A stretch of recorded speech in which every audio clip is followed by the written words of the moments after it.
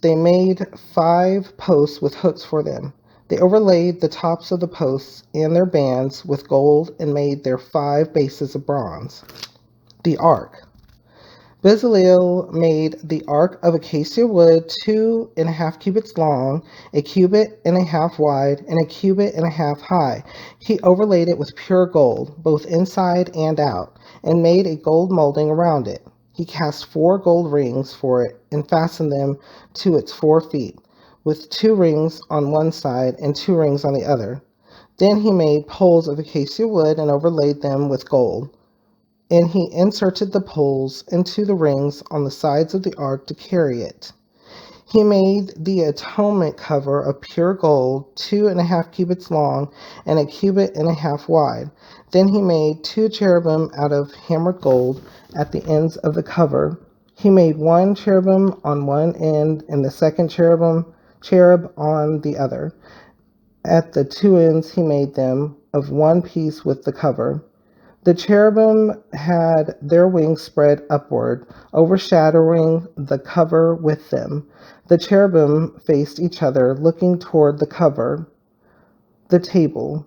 They made the table of acacia wood, 2 cubits long, a cubit wide, and a cubit and a half high. Then they overlaid it with pure gold and made a gold molding around it. They also made around it a rim a handbreadth wide and put a gold molding on the rim.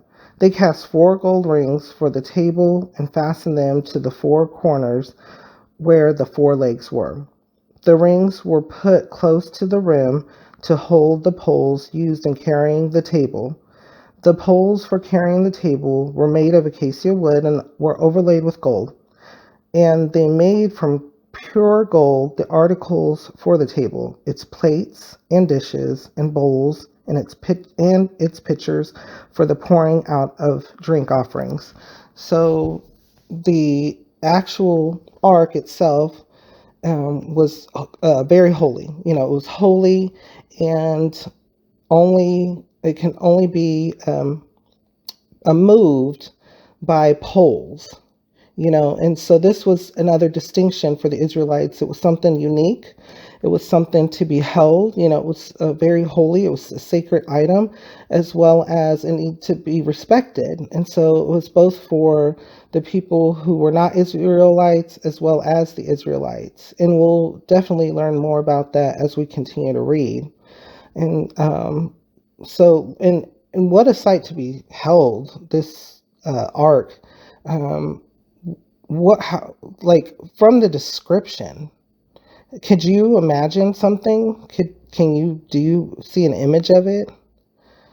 I know I have, definitely, images in my head of it, but how would you feel during this time seeing the art created and made? What would it make you think?